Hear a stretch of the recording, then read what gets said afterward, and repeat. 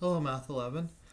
So we'll continue with absolute values, that new chapter that we started.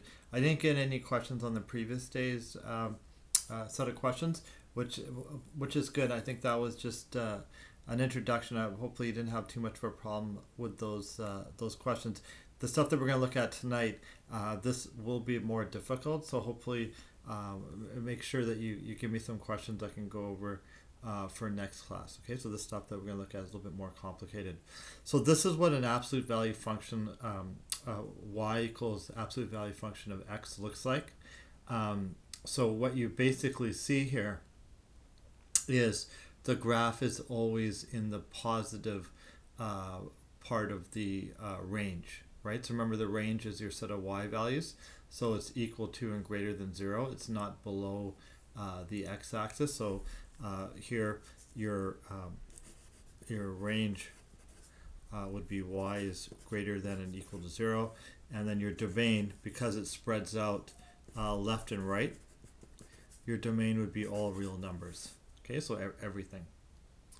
When you look at the absolute value function, this is kind of what we looked at with some of the other graphs that we talked about. You've got a symmetry line here, or a mirror, and so this side and this side are basically reflections of one another. So why is this always positive? Because remember, we talked about it doesn't matter. Like if you do a table of values here, and say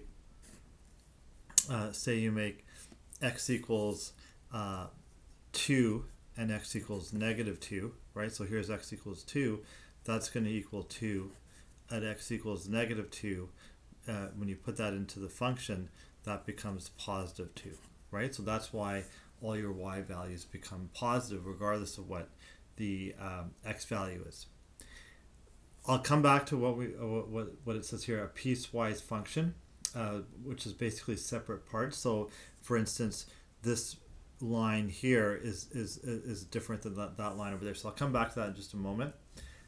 So let's look at one that's a little bit different. This is kind of the basic function, just absolute value of x. So let's look at this one here. Y equals the absolute value of 3x plus 1. So first thing let's do is find the x intercept and y-intercept.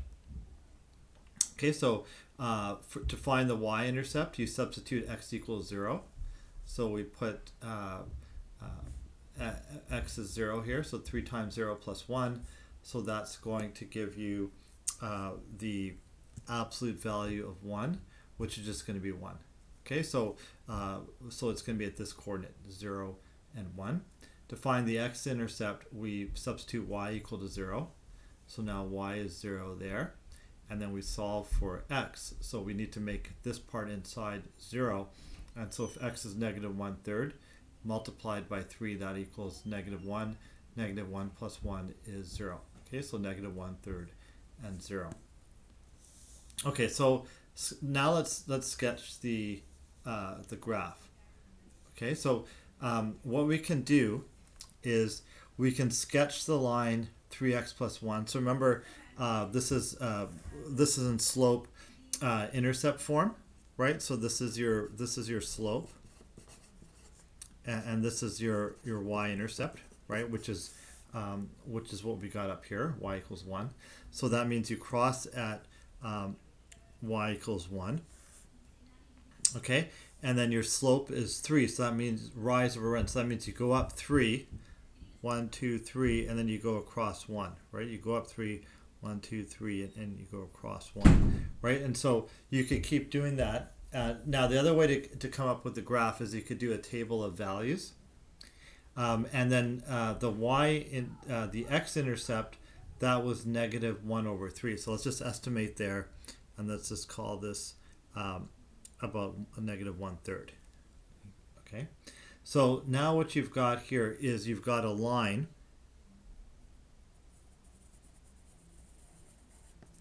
Okay, so you've got a line over there.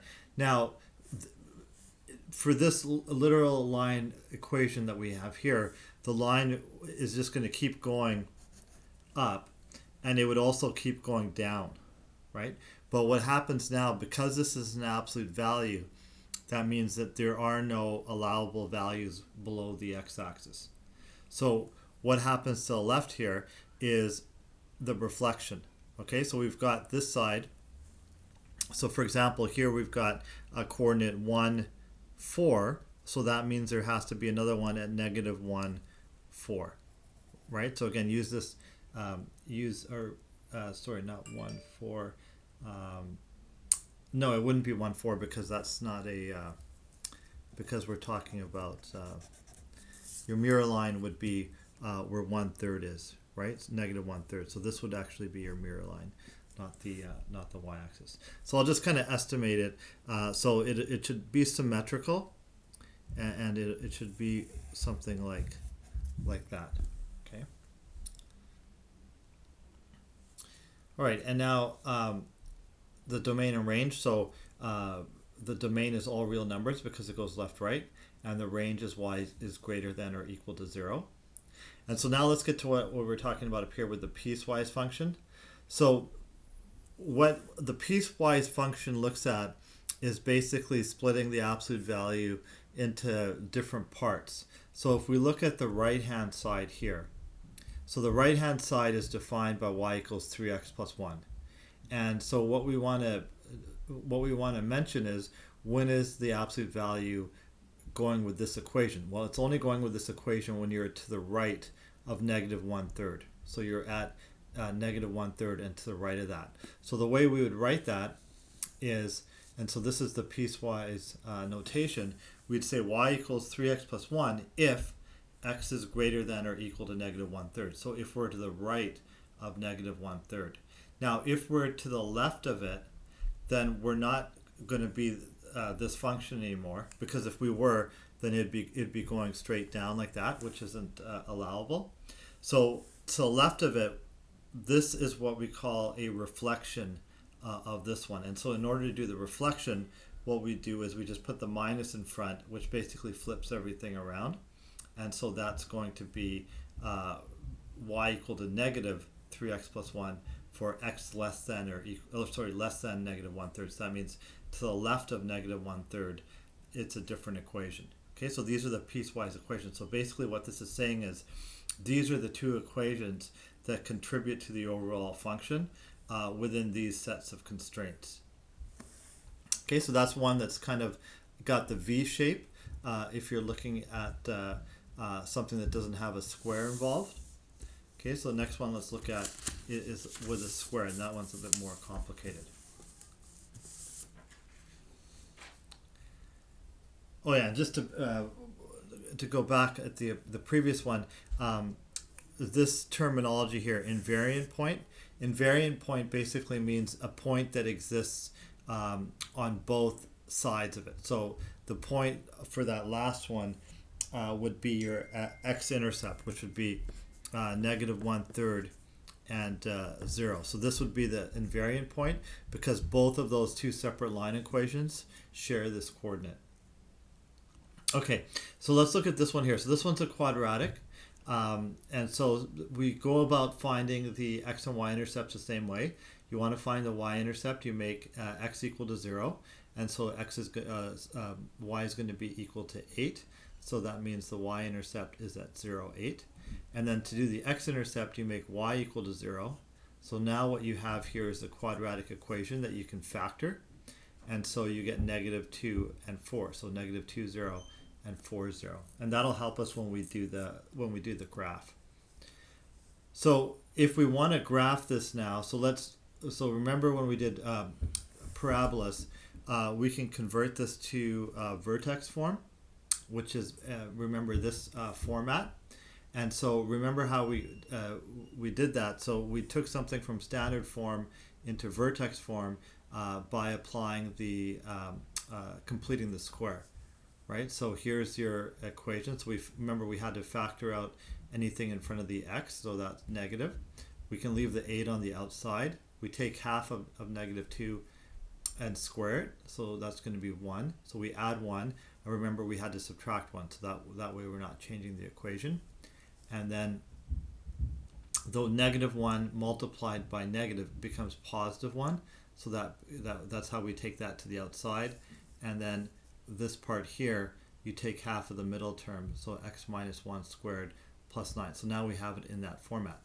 So now what we do is we graph this. So we can look at some of the information that we've already got.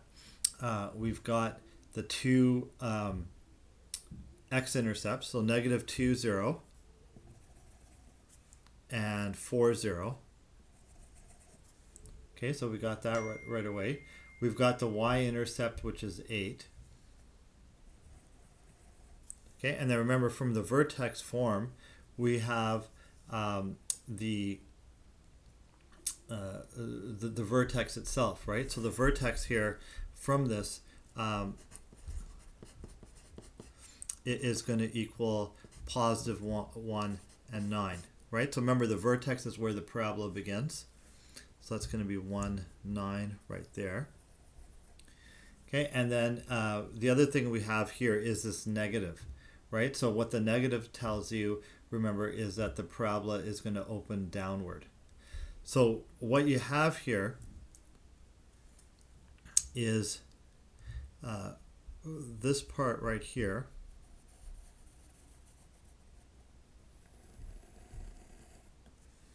Okay, and so again, this would typically, I'll just use a dotted line to show what's going to happen. This would typically just keep going this way, right? But again, this is not allowable, right? Because it's in the negative portion. So now what we have to look at, well, what's going to happen when we get beyond 4 to the right or beyond negative 2 to the left? Well, it can't go down. And so again, just like what we looked at with the other one, you're going to get a reflection. Okay, and so the reflection is from sort of the opposite of this function. So if we had the opposite of this function, instead of being at a vertex of 1, 9, it would be 1, negative 9. Okay, so it'd be right here. And then instead of opening down, it would be opening up, right? And so what you'd have is you'd have this thing going up like that. So again, that doesn't exist, right? But coming back up to this side, this part does exist.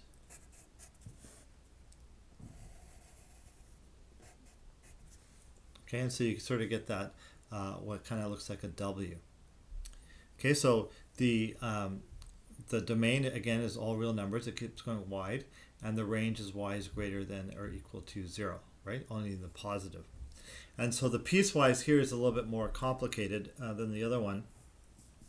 What you've got here is you've got the original function as it's written, which is this one right here.